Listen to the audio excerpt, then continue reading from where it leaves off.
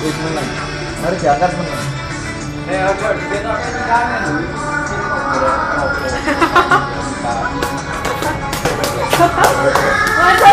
Masa foto jadi putri kisih. Enggak, dari sana aja.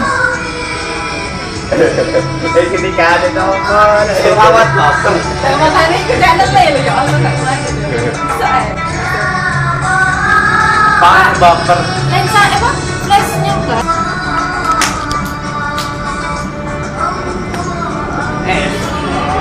Aktif. Ini teman-teman aktivis gerakan mahasiswa nasional Indonesia nyewa sedang ini apa nyewa ya Sep ya, nyewa tempat di apa Forum Sawu dalam rangka nonton bareng, karena menurut iklan temenan itu nonton bareng. Nah, Iklan saya. oke, keren.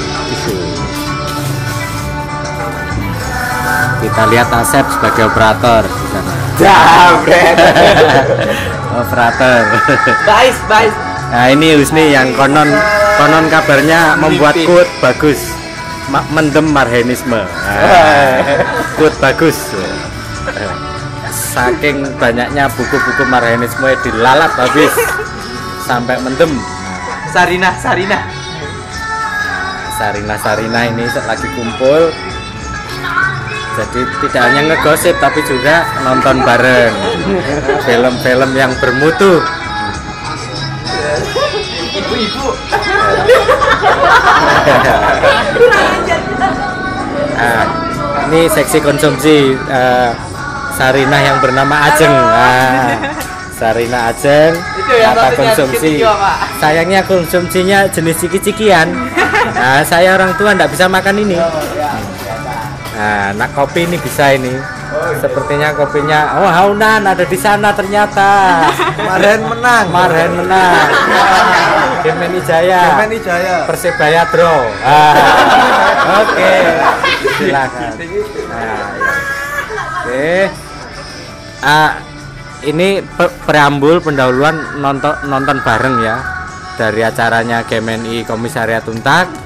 Setelah selesai film nanti kita akan ngevlog rame-rame tentang bagaimana wacana GMNI, Bung Bung dan Sarina ini nanti mendiskusikan konten atau isi dari film. Kita akan gunakan analisis konten film ya, dengan framing masing-masing. Oke, ya kita ikuti saja.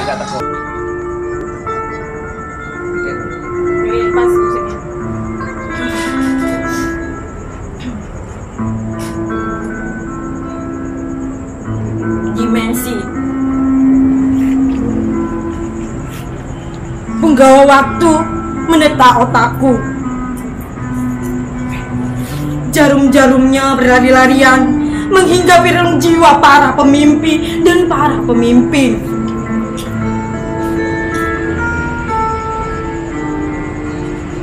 Hatiku tak kuasa menghindar dari desing detik-detiknya. Ragaku dibawa ke sana kemari, karsaku ditawan tak kunjung lepas dari belenggu masanya.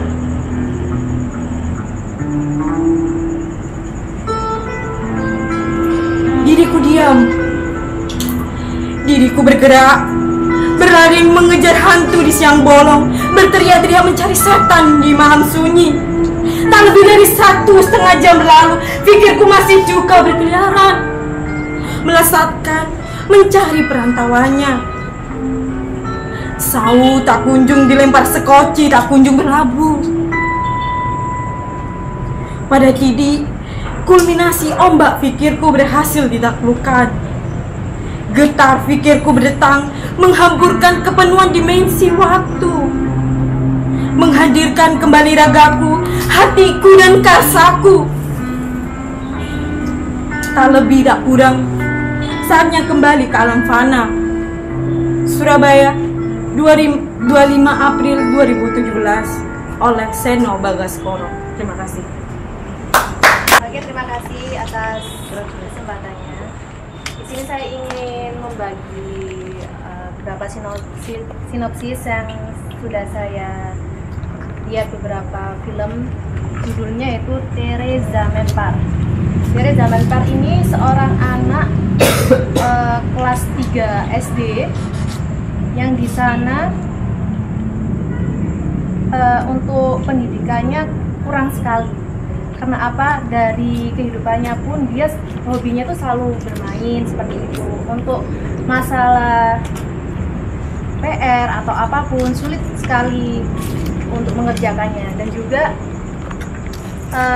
anak di dalam film ini bernama Ishan. Ishan ini cenderung kalau di sekolah itu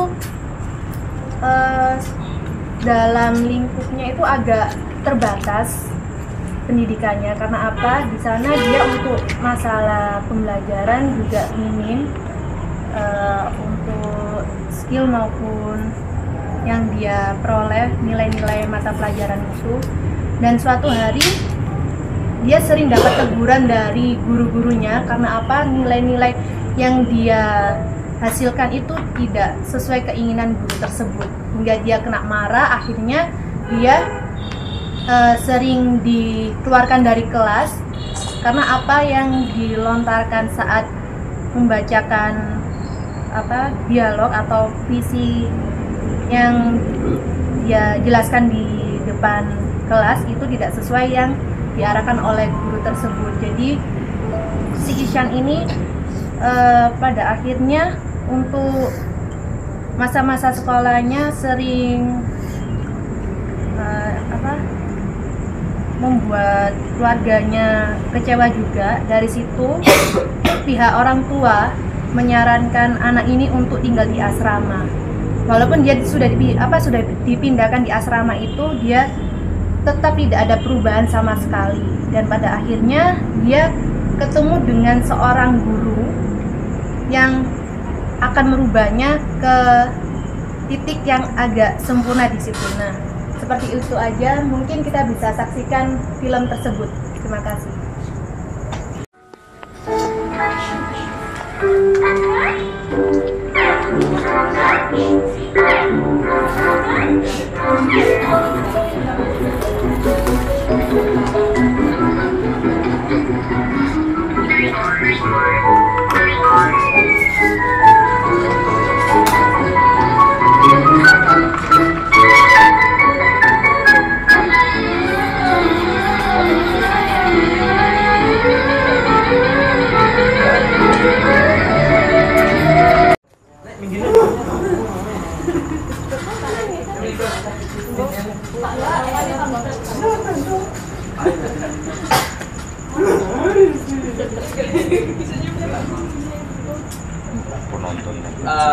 Assalamualaikum warahmatullahi wabarakatuh.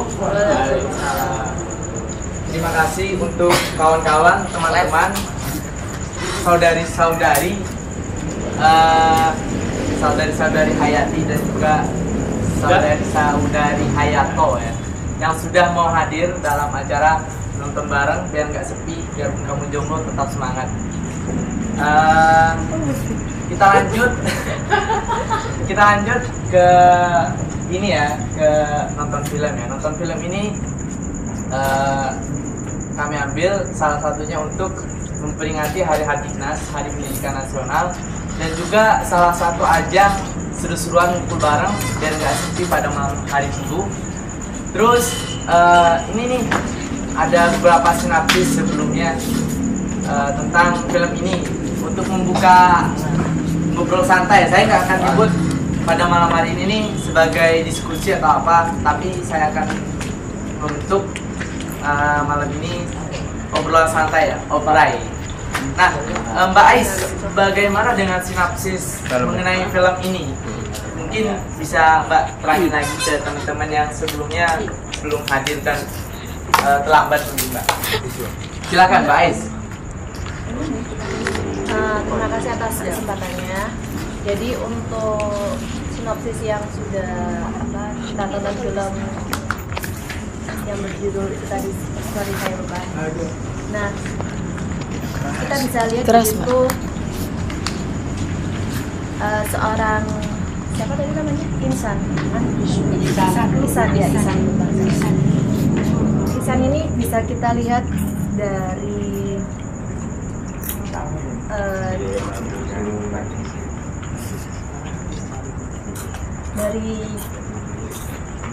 skillnya yang sudah kita peroleh di situ. Untuk pendidikannya pun kelihatannya kan kurang cukup ya, tapi di situ ada hikmahnya juga bahwa pendidikan atau pendidikan seseorang itu tidak cenderung dari pengalamannya yang hanya sekedar bisa sukses dalam olimpiade atau apapun itu, tapi juga bisa dalam seni atau kreativitas orang tersebut seperti itu. Dan yang saya lihat dari film tersebut juga ada makna sisi lain dari kedekatan antar keluarga. Juga di situ juga ada sindiran sedikit mengenai guru di sana, bahwa pengajaran tidak harus terlalu formal. Kita juga bisa mengajar yang berupa hal yang informal seperti seni dan hal-hal lain sebagainya. Terima kasih. Terima kasih kepada Mbak Ais yang telah menjelaskan sedikit tentang sinopsis pada film yang telah kita tonton bareng-bareng. Nah, di sini juga kita kehadiran orang yang lebih tua, lebih bijak ya. Karena lebih tua itu selalu menandakan lebih bijak seperti itu. Dia juga mempunyai gelar-gelar yang lebih daripada kita karena dia adalah senior kita.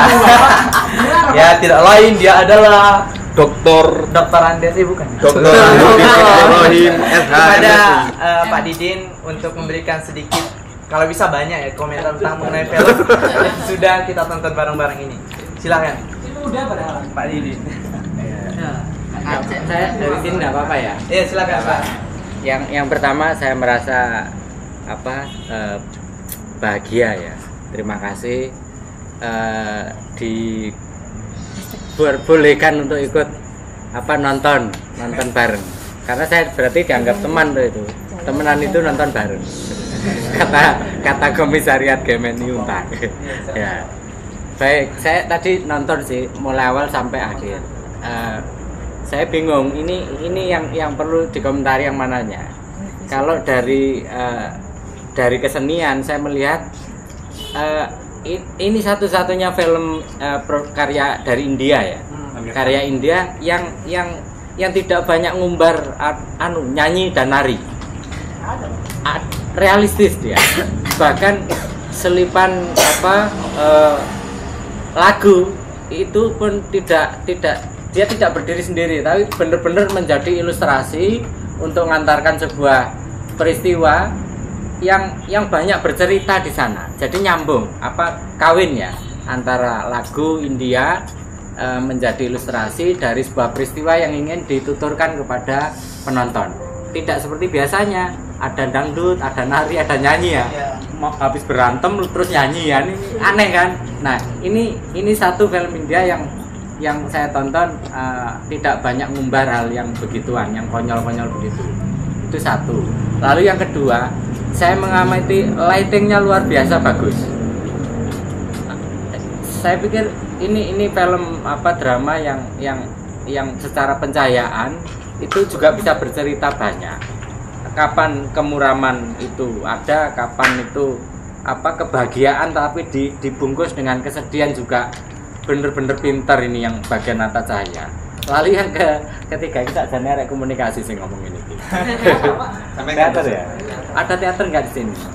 Wajib nanti atau saya hentikan di situ. Cuman saya ke kontennya aja, nggak usah artistiknya ya, kontennya. Saya nonton ini teringat Paulo Freire, teringat Ivan Illich, teringat dosen-dosen yang membangkang terhadap tatanan atau terhadap koridor kisi-kisi di dalam metode pembelajaran. Saya melihat bahwa orang belajar itu harus disesuaikan dengan potensi si anak tersebut. Di tayangan tadi kita tahu semua bahwa ini anak menyandang disleksia, itu satu. Lalu yang kedua, ini anak lebih dominan ketahunan tadi otak sebelah kanan ketimbang yang kiri. Nah, saya membuat perumpamaan bagaimana mungkin hewan yang bernama kambing ini disuruh berkompetisi berenang melawan ikan. Rasanya tidak mungkin, pasti ikanlah yang menang dibanding kambing. Nah, meskipun dikasih les, diberi tambahan mata pelajaran, sambil dikaploki bapak ibunya, tetap yang namanya kambing ini tidak mungkin bisa menang dalam pelajaran berenang melawan ikan. Nah, anak tadi mungkin saja ibaratnya adalah kambing. Dia punya potensi di dalam dunia darat. Lalu kemudian dia dipaksa untuk masuk dimensi mata pelajaran yang bukan dunia dia, yakni dunia air melawan ikan-ikan. Sehingga yang dia terima adalah cemooh-cemooh. Seolah-olah seluruh dunia yang ada yang terlanjur mengagungkan kehidupan air itu mencemooh dia. Padahal dunia tidak tahu bahwa ini anak sebagai kambing punya potensi di sektor yang lain, misalnya adalah daratan. Nah, saya pikir guru, dosen, orang tua hari ini kebanyakan rata-rata kebanyakan mereka ikut mainstream itu, bahwa yang disebut dengan sukses itu apabila si anak ini mampu di bidang mata pelajaran yang membawanya akan kaya raya. Sehingga anak itu dianggap berhasil kalau pinter matematika, pinter ekonomi, pinter bahasa, pinter matematika, fisika, kimia, dan seterusnya. Sehingga seorang anak yang pinter nyanyi, pinter dongeng, pinter menggambar tidak dianggap sebagai orang yang sukses. Nah, ketidakadilan dunia sains yang semacam ini dan lalu dipupuk oleh masyarakat, didukung seterusnya oleh negara, dan kita biarkan ini, itu sama dengan dosa warisan yang akan kita turunkan kepada anak cucu berikutnya kalau ini dibiarkan terus menerus. Nah, film tadi seolah-olah menyadarkan pada kita bahwa please deh, kita hentikan itu mainstream sains semacam itu. Nah, saya tidak ingin ngomong panjang lebar di sini, hanya sebagai semacam stimulan saja. Nanti silakan teman-teman melanjutkan ke yang lain. Terima kasih Mas Parker. Ya.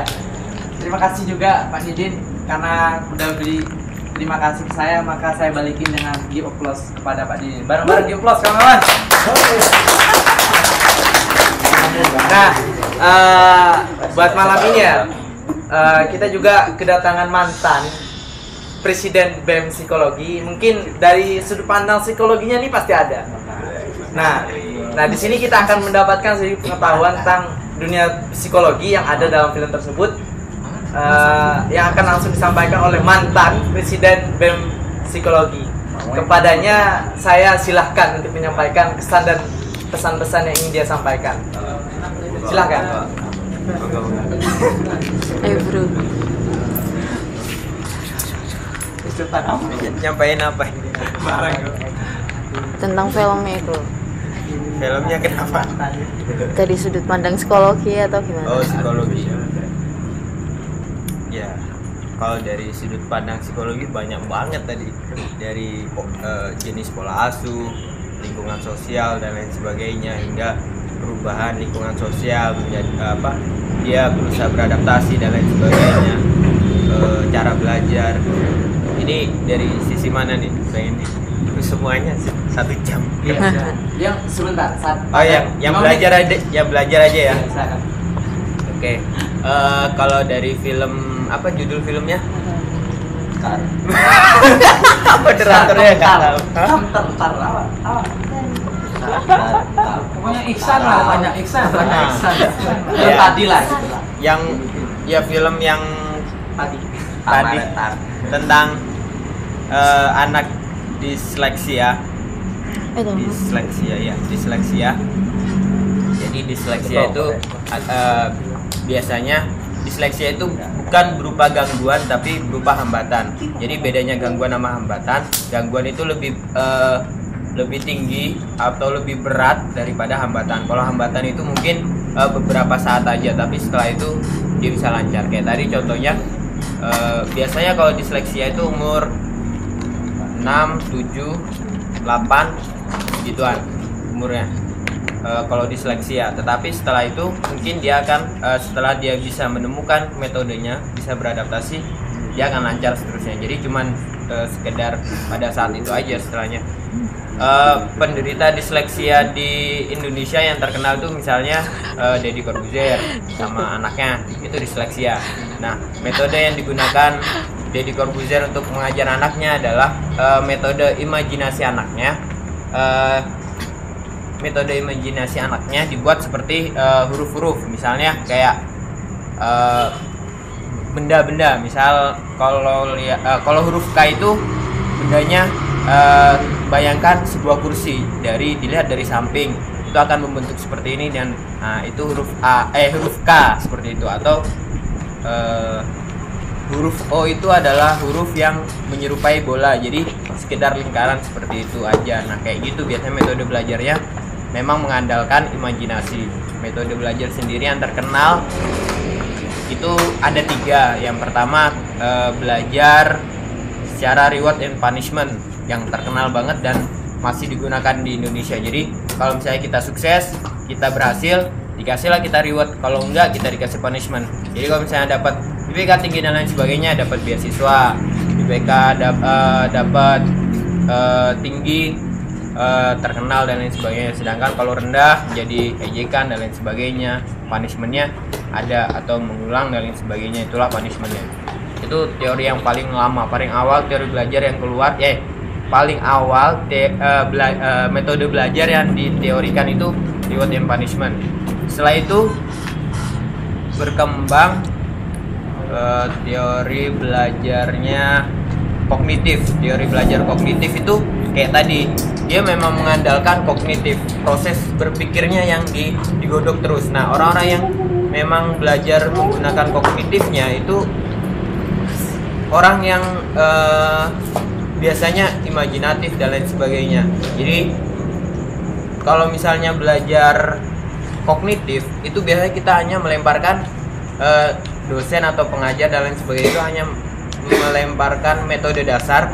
Setelah itu dia mengembangkan. Jadi metode dasar itu tadi namanya asimilasi, setelah itu akomodasi. Asimilasi itu misalnya kalau misalnya main bola, dia biasa jadi kiper, dia nangkep bola, terus dia pindah alih profesi atau alih permainan, dia main basket. Nah, dia udah punya kemampuan dasar nih untuk nangkep bola, lalu diakomodasikan, dikembangkan jadi main basket. Jadi kalau main bola jadi kiper megangnya bisa lama, kalau main basket mungkin harus didribble dan lain sebagainya. Itu proses akomodasi ada di situ. Terus yang ketiga adalah belajar sosial. Belajar sosial ini teorinya Bandura. Jadi kita melihat sesuatu lalu dari lingkungan kita tirukan. Tadi belajar sosial itu udah dicontohkan di kelas, belajarnya seperti ini. Gimana yang benar itu udah dicontohkan sama gurunya, tapi si Ihsan. Ya, tidak bisa belajar secara belajar sosial itu. Jadi dia menggunakan metode yang belajar kognitif, dimana memang jagonya si Ihsan nih untuk belajar kognitif. Jadi memang yang digodok itu yang kognitifnya. Nah, mungkin metode-metode tadi itu disesuaikan lagi dengan kita. Banyak orang yang bisa belajar karena lingkungan sosial, jadi dia melihat dan lain sebagainya, observasi dan lain sebagainya, lalu dijadikan karya dan lain sebagainya. Atau ada yang dia butuh reward untuk belajar, untuk berkembang, dan butuh punishment untuk berkembang. Kalau misalnya orang-orang yang kreatif itu cenderung tidak bisa di reward and punishment. Karena kenapa? Mereka nggak terikat dengan aturan. Biasanya orang-orang yang kreatif biasanya tidak terikat, dia cenderung ya lepas begitu aja.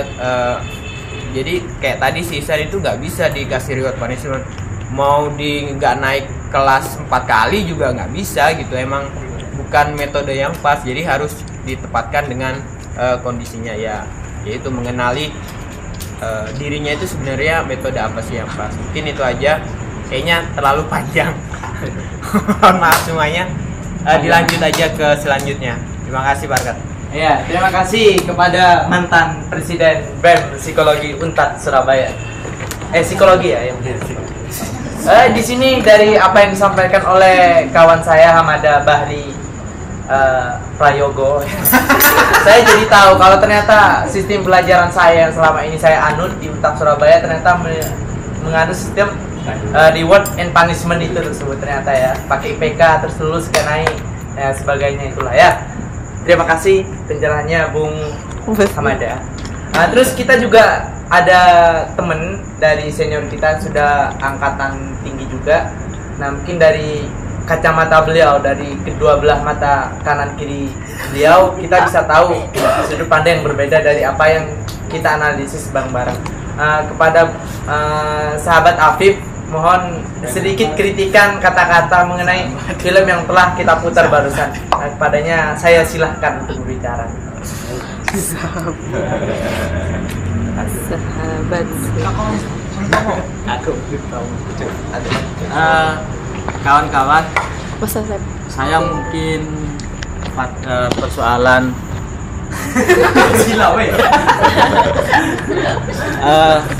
sebetulnya film ini kemudian menyadarkan pada pemahaman seluruh dunia bahwasanya ada yang belum selesai dan belum dikerjakan.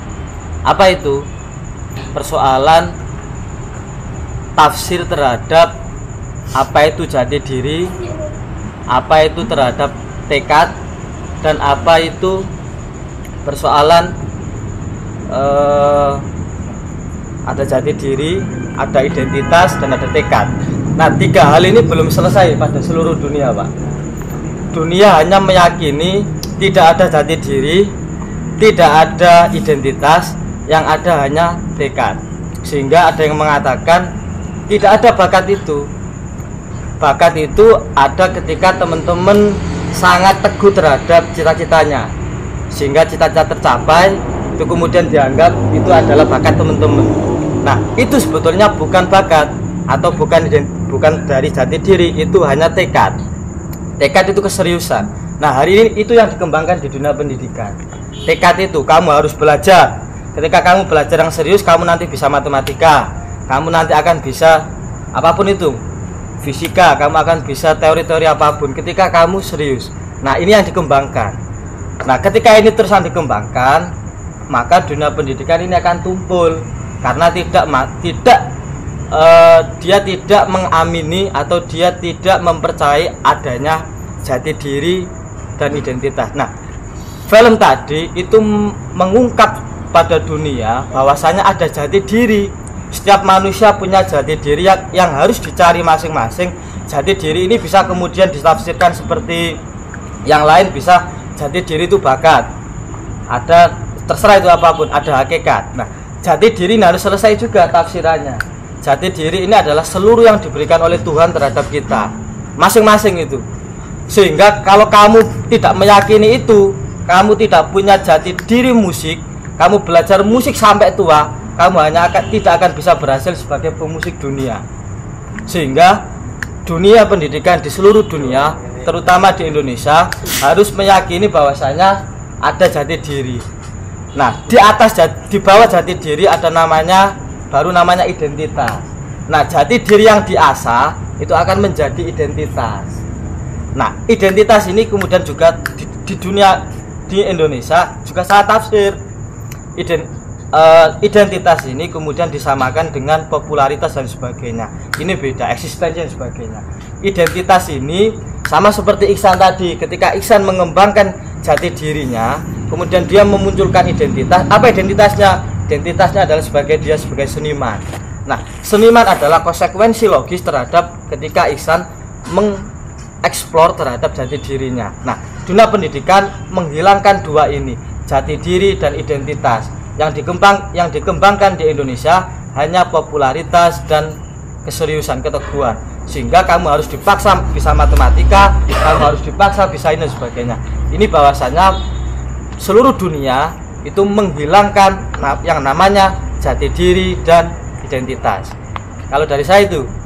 Nah, usulan saya, kurikulum harus mengarah ke sana, bahwasanya yang dikembangkan harus jati diri dan identitas. Itu. Sudah ya, Mas. Ya, terima kasih kepada sahabat Iksan yang sudah mau ya sahabat yang sudah mau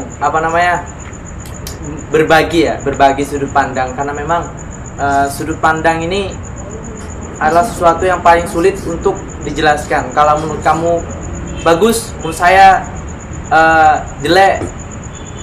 Nah, itu sulit untuk menyamakan kalau sudah persepsi ada dalam hal itu.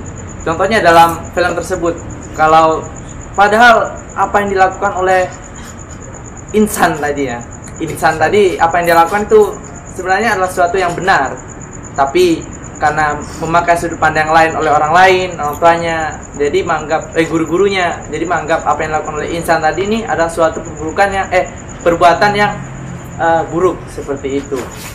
Nah, tadi sudah saya perdengarkan kepada teman-teman tentang sinopsis yang disampaikan oleh Mbak Ais, dari dosen saya Pak Didin. Sudah beliau menyampaikan, sudah dari sudut pandang psikologis, nah juga dari sudut pandang perbedaan dari cara pandang. Nah, mungkin dari kawan-kawan, teman-teman, sahabat-sahabati dan sahabat-sahabato yang ingin menanyakan sesuatu mengenai film tersebut boleh diungkapkan, atau mungkin ada sebuah ungkapan yang terpendam ingin diungkapkan juga. Nah, dari sekarang saya memberikan kesempatan kepada kawan-kawan untuk mengungkapkan kritikan atau kekurangan atau kelebihan yang ada dalam diri kawan-kawan terhadap film yang sudah saya putar, Asep putar barusan. Ya, silakan kawan, ada komentar mengenai film orang? Terima kasih. Bung Listi, Sarina Listi. Ada Apa? komentar? Remeng. Apa ya? Bagus kah, jelek? Oh iya, bagus. Aku kan suka film India, jadi Iya. Terima kasih ya. suka ikut. Terus Lagi ganteng ya, Pak. apalagi pemain Amir Khan. Aduh, ya Allah, bikin gagal move on nih gue. Ayo sip lah ya, udah cukup. Ada yang lain. Iya. Bener. Artinya keren Amir Khan. Iya, keren Amir Khan. Mbak Ais, mungkin ada komentar? Saya mau tanya sama Mas Afif ya tadi ya. Iya. Tadi kan Mas Afif bilang bakat itu tidak ada, bahwa itu adalah tekad kan. Nah, bakat akan ada kalau impian itu sudah tercapai. Tapi di sana tadi aktornya yang guru keren tadi bilang, ya Amir Khan. Itu mengatakan setiap anak memiliki keterampilan atau bakat yang unik dan menarik. Kan termasuk bakat kan sudah ada, bukan berarti bakat itu belum ada kan. Katanya kan maksudnya bakat itu akan tumbuh kalau sudah tercapai kan. Nah, tapi di situ kan menjelaskan bakat itu sudah itu gimana? Bakat itu ada. Nah, tafsiran bakat itu yang idiom saya adalah namanya jati diri. Maksud saya ini ditiadakan oleh seluruh dunia dan kurikulum Indonesia. Kemungkinan juga kurikulum dunia. Nah, kurikulum dunia itu menghilangkan istilah bakat, sehingga kita semua dianggap tidak punya bakat, sehingga didikte oleh kurikulum Indonesia, sistem kependidikan kita didikte, kita harus bisa ini lolos ini, disuruh tekun belajar, disuruh les, disuruh begini, sehingga seluruh orang dihilangkan dalam konteks itu. Kita dianggap tidak punya bakat. Nah, ini yang salah. Nah, bakat dalam idiom saya itu namanya jati diri. Nah, itu tadi jati diri. Nah, jati diri ini kalau seluruh orang dikasih, nah kalau teman-teman mengembangkan, ini akan menjadi namanya identitas. Nah, ini juga identitas ini tadi yang saya awal katakan, orang seringkali tidak menuju ke identitas, tapi menuju pada popularitas, pencitraan dan sebagainya. Ini yang kemudian dikembangkan sehingga muncul namanya lomba, biasanya di sini ada lomba ini, kemudian ada parade ini, ada istilah. Nah, ini bagian dari tidak menghadirkan identitas tadi, menghadirkan namanya popularitas, pencitraan dan sebagainya. Dan yang dikembangkan, dua hal ini yang dikembangkan oleh sistem dunia dan kemudian diamini oleh Indonesia. Sehingga kalau mau bergeser pada yang bagus, harus bergeser pada teori dua, yang dikembangkan harus jati diri, bakat, dan juga identitas. Tidak pada persoalan popularitas dan ketekunan. Nah, ketekunan penting, tapi itu bukan bagian dari yang menghilangkan bakat tadi. Itu. Sehingga kalau teman-teman dulu mau ada sponsor, mungkin jenengan tahu sponsor itu sangat terkenal. Sponsor itu sponsor apa? Namanya tidak ada bakat. Yang ada hanya tekad. Nah, itu sponsor sangat terkenal. Saya nggak tahu sponsor apa. Pak Didin mungkin masih ingat. Sponsor menyesatkan, tapi saya nggak mau nyebut kenaan kenaan iklannya lah. Tapi itu dulu bagian dari yang luar biasa, framing dari dunia dan framing dari pendidikan kita. Saya kira itu jawabannya. Oke, terima kasih Irham. Mungkin kalau dari saya sih menilai dari segi film ini mungkin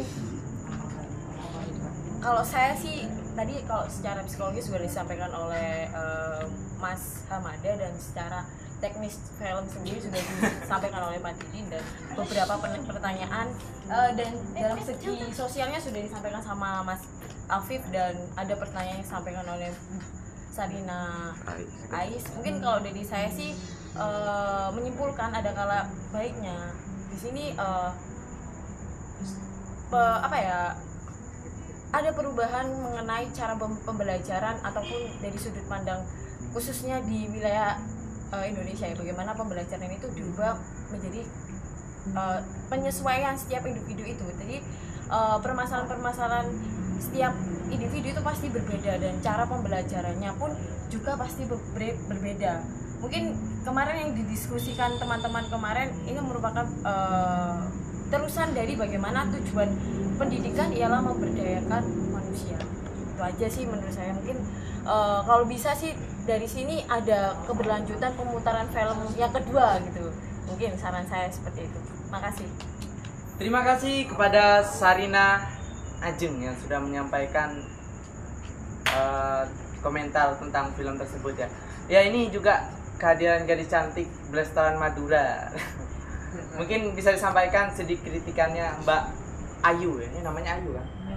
Silakan Mbak Ayu. Terima kasih. Dari pembahasannya dari Mbak Ajeng tadi ya, menurut saya sudah disampaikan semua yang disampaikan oleh Mbak Ajeng. Kritikan dari saya, bagaimana caranya agar kita itu bisa melakukan pembelajaran atau pendidikan bagi rakyat yang kurang mampu atau anak di pinggir jalan, yang bisa diikuti seperti pemutaran film tadi. Maksudnya mengadakan suatu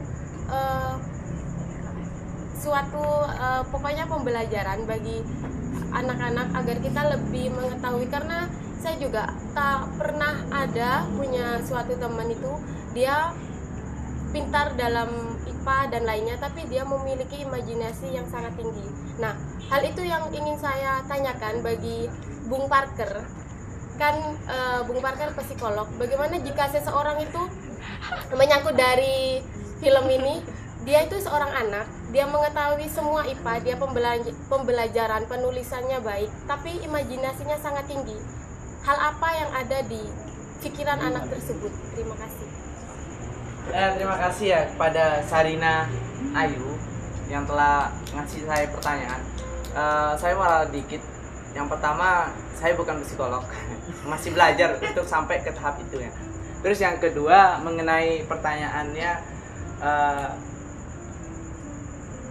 sebenarnya kalau dari penjelasan saya ini agak rumit ya, karena saya juga rumit memahaminya. Jadi saya mengkategorikan seseorang itu menjadi dua. Yang pertama itu pinter, yang kedua itu terlambat pinter. Nah, tadi juga sudah dijelaskan oleh mantan presiden saya.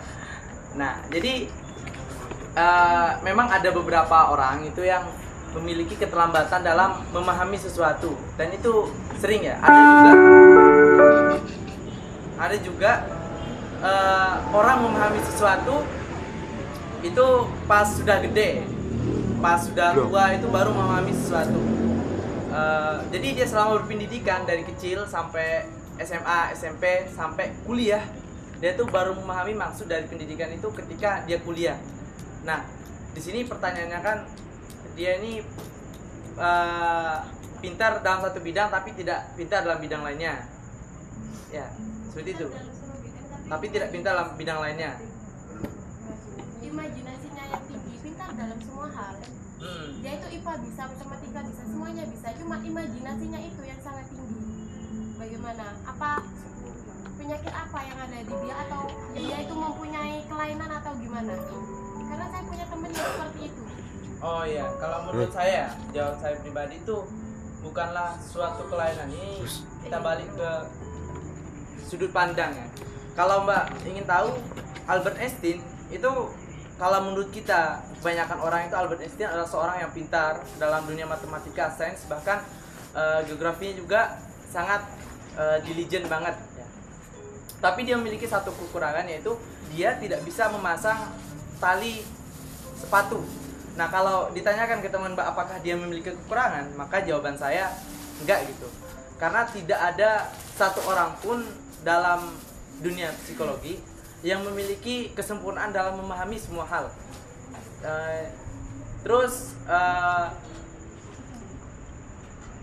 Ini Andrea Picasso, siapa namanya? Ya, Picasso itu, Mbak Picasso ya, pelukis terkenal itu memiliki kekurangan juga, tapi kita tidak bisa menyebut itu kekurangan. Apa yang bisa dia lakukan, apa yang tidak bisa dilakukan, semua orang bisa, yaitu naik sepeda. Nah, seperti itu, Mbak. Jadi jika Mbak menanyakan apakah itu sebuah kekurangan, maka jawaban saya itu bukanlah sebuah kekurangan. Itu hanya keterlambatan dalam memahami suatu hal. Seperti halnya Albert Einstein. Seperti itu, Mbak. Terima kasih, Mbak Ayu. Nah, Mas yang berkemeja putih tengahnya, silahkan memberi komentar. Kalau tidak memberi komentar, maka Anda termasuk orang yang paling jahat di sini. Terima kasih. Silakan, Mas. Oh, ini mantan ex. Ya, terima kasih. Sana sedikit, Mas.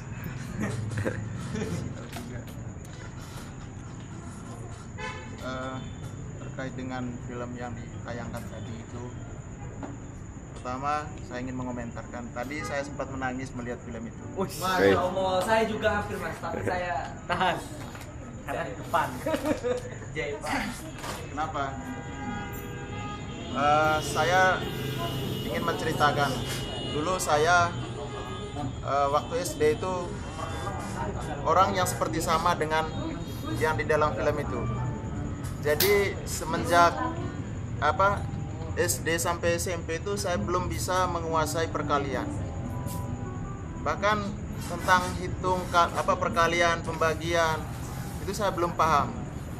Sehingga saya mendatangi seorang guru, bukan mendatangi seorang guru, tapi guru itu yang mendatangi saya. Nah, dulu itu disebut dengan guru BP ya. Kalau sekarang kan sudah guru BK namanya. Nah, ketika itu memberikan pembelajaran khusus kepada saya tentang matematika itu, akhirnya saya juga bisa. Nah, ingin saya katakan di sini bahwa saya melihat dari sisi pendidikan dan dari sisi keluarga. Ya, kebetulan saya juga hukum keluarga. Jadi kalau dilihat dari film tadi itu ada seperti dalam gambar yang seperti yang digambarkan oleh anak itu, oleh Ihsan itu di dalam sebuah bukunya, bahwa ayah atau ibunya lebih bahagia bersama anaknya yang pintar tadi dibanding dengan Ihsan yang memiliki kemampuannya tidak seperti anak yang satu tadi itu. Nah, mestinya orang tua itu harus bisa mengimbangi perhatiannya terhadap anaknya. Apapun jabatan, apapun kedudukan kita, profesi apapun, nah, kita tidak boleh lepas dari yang namanya memelihara menjaga keluarga kita. Karena sangat terpengaruh sekali ketika orang tua itu tidak tidak menjaga, tidak memberikan pelajaran kepada anaknya, hanya disibukkan dengan urusan-urusan kantornya, urusan-urusan pekerjaannya. Ini sangat berbahaya sekali. Terus yang kedua adalah itu yang pertama, yang kedua dari segi pendidikan.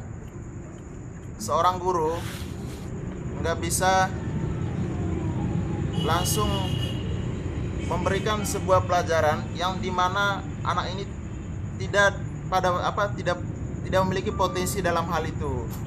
Gitu. Ketika mereka melihat seseorang anak itu tidak mampu, maka tidak boleh kita langsung menyalahkannya. Tetapi bagaimana kita mencari metode yang terbaik buat anak itu sendiri. Nah, seperti tadi siapa namanya gurunya itu?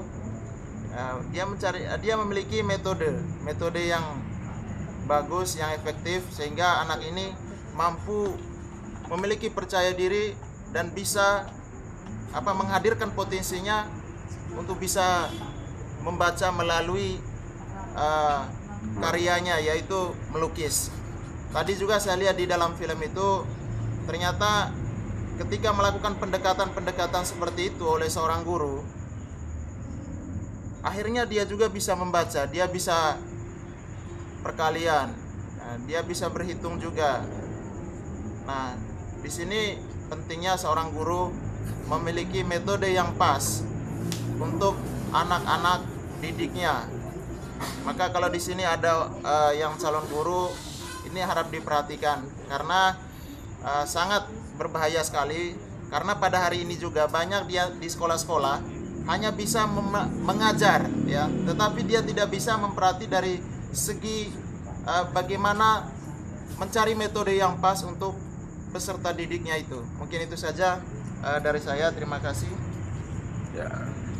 Ya, terima kasih Mas. Berkemeja putih, dalamnya, luarnya jaket warna hitam, ditambah lampu tambah mati, jadi kelihatan lebih hitam. Nah, terus ini ada komentar dari pacarnya Mas Bem, mantan presiden psikologi.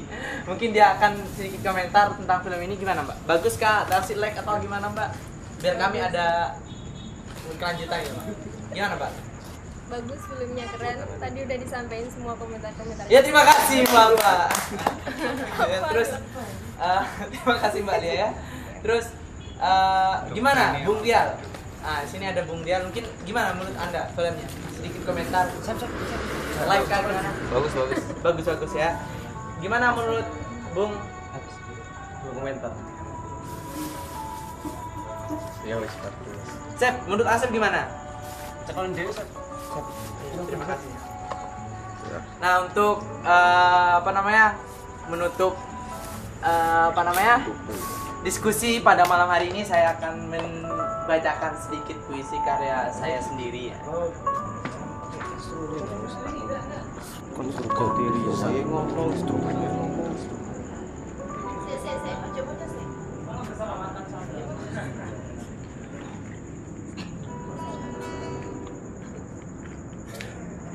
Mas borong.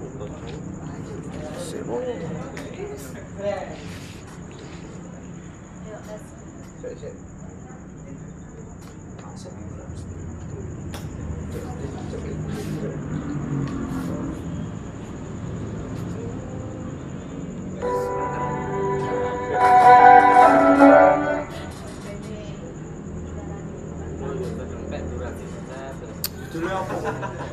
tengah ya. Sembarangan. Siku mama lu. Aduh. Ojo awal-awal enggak masalah, Pak. Untuk makan kawan apa?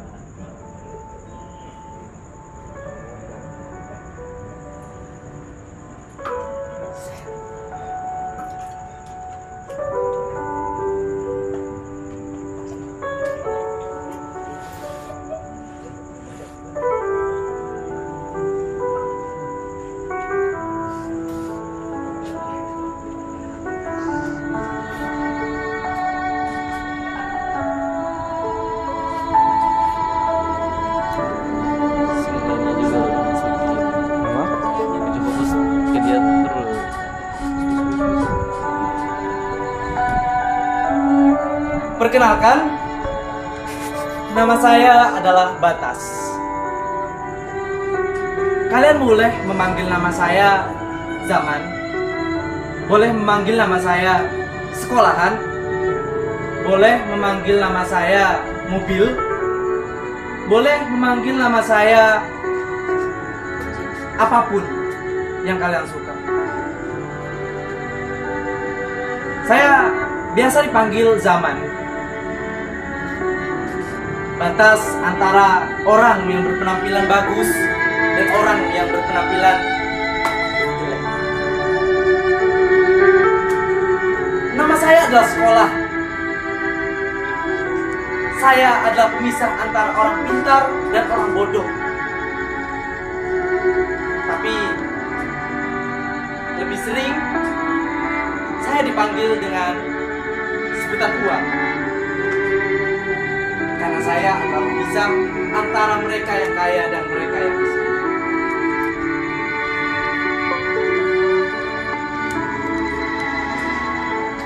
Kalian boleh memanggil nama saya apapun. Karena saya adalah yang memisahkan kalian dengan buyut-buyut kalian.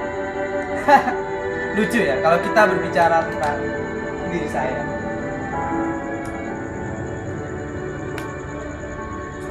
Saya jadi teringat tentang mimpi-mimpi kecil seorang lelaki muda yang berkuliah di universitas yang sangat terkenal pada zaman saya. Ketika itu, dia berkata kepada saya bermimpi suatu hari nanti saya berkesempatan untuk melihat masa depan ketika di mana setiap universitas yang ada di seluruh dunia dibukakan sebuah mimbar bebas. Ketika orang-orang yang memiliki ideologi tentang Marxis, tentang orang kiri, diberi kesempatan untuk berbicara di tengah-tengah kita dengan orang-orang yang enggan untuk membahas hal-hal yang berbau-bau seperti itu, dengan literasi-literasi yang telah dibeberkan dan disebarkan di perpustakaan-perpustakaan mereka. Tapi aku datang ke tengah-tengah dia dan memisahkan dia, dan aku mengenalkan namaku dengan nama Zaman. Dan aku merenggut nyawanya, hilang dia, tak ada lagi. Kini aku datang kembali kepada kalian dengan memperkenalkan nama baru. Akulah masa depan, perubahan. Lupakanlah sejarah yang ada pada masa lalu. Lupakanlah tragedi-tragedi yang terjadi di masa itu. Lupakanlah semuanya, karena aku akan memisahkan kalian dengannya. Parker, 6 Mei 2007. Terima kasih. 2017. 6 Mei. Iya, terima kasih kawan-kawan yang sudah mau meluangkan waktunya untuk hadir di acara nonton bareng biar gak kesepian, biarpun kamu sendirian. Terima kasih kawan-kawan. Demikianlah tadi laporan langsung dari nonton bareng yang diselenggarakan oleh Sekretariat Komisariat Kemen Untak Surabaya. Mantap semua baru mengucapkan wallahu a'lam bishawab. Wassalamualaikum warahmatullahi wabarakatuh. Oh, apa masalah leh?